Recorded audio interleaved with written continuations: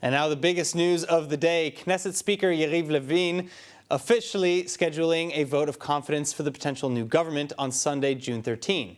And the so-called change bloc largely expecting to win with a minimal 61-vote majority. Opposition leader, head of the Yesh Atid party and now pending alternate Prime Minister Yair Lapid, already attempting then to calm right-wing voters with messages of unity. אני רוצה לפנות מפה לתומכיו של בנימין נתניהו.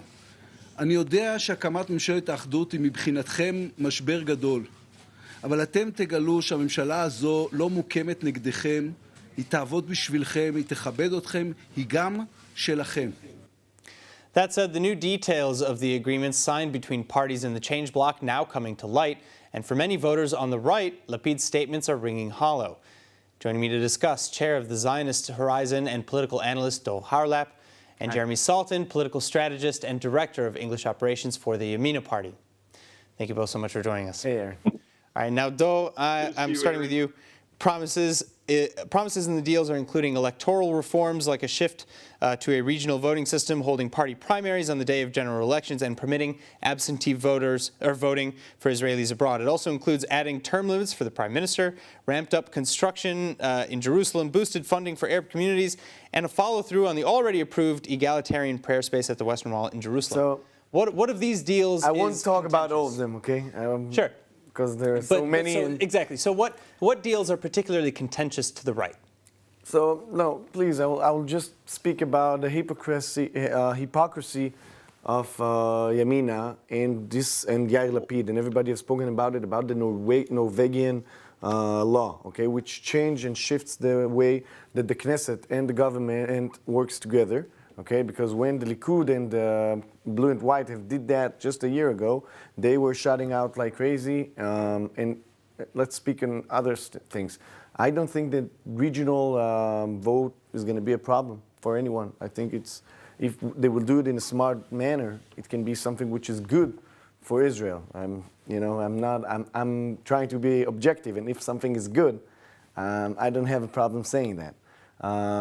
But many of the issues, just like talking about people from abroad to vote, okay, they don't live here, they don't do military service.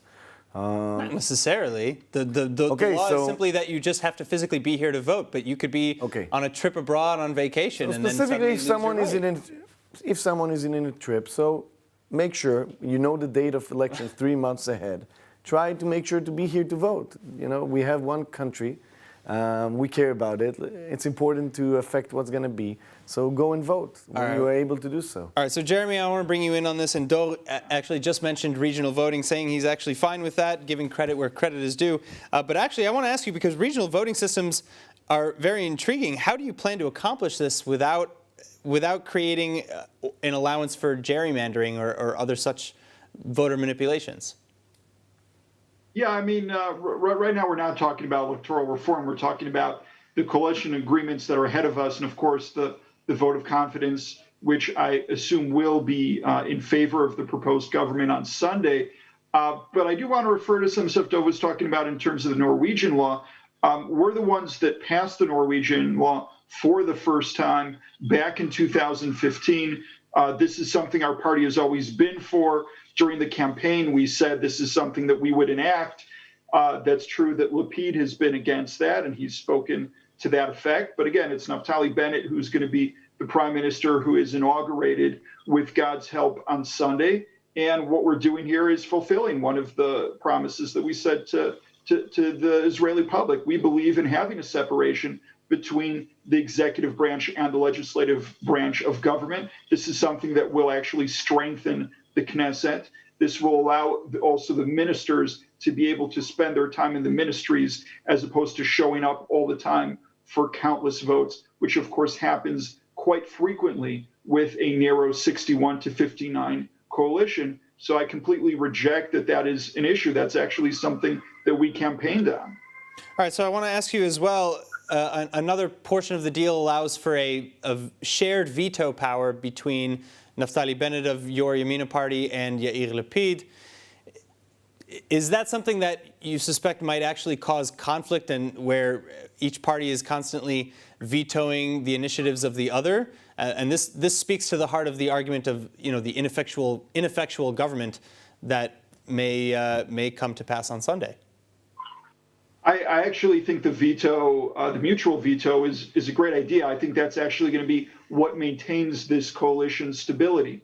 What happens in a situation like you might have with just 61 MKs, and again, it was not too long ago that we had a 61 MK coalition. For those who forgot, the 2015 government that Benjamin Netanyahu had when he got sworn in for his term back then, started with 61 MKs. Later on, Lieberman joined. That ended up being a full 4-year term, despite only starting out with 61 MKs. What you have is a situation which each MK could potentially take the coalition hostage. By having veto power on both sides, this resists the temptation of any renegade MK from the left or from the right from trying to go ahead and score brownie points by trying to pass a piece of legislation, because ahead of time, it's very clear that they're not going to be able to. So it resists, the temptation to actually go ahead and embark in a situation where they know they're going to be vetoed anyways. All right, now, Dor, I want to ask you, because according to this new potential government's charter, the government will work to mend the rifts between the various elements of Israeli society and to strengthen the foundations of Israel as a Jewish and democratic state. In the spirit of the Declaration of Independence, lead various programs aimed at getting the state of Israel out of the economic crisis, etc. Wouldn't you agree that a widely varied government with members of practically every Israeli sector might be perhaps best poised to accomplish this? I don't have any problem with a united government or a broad coalition.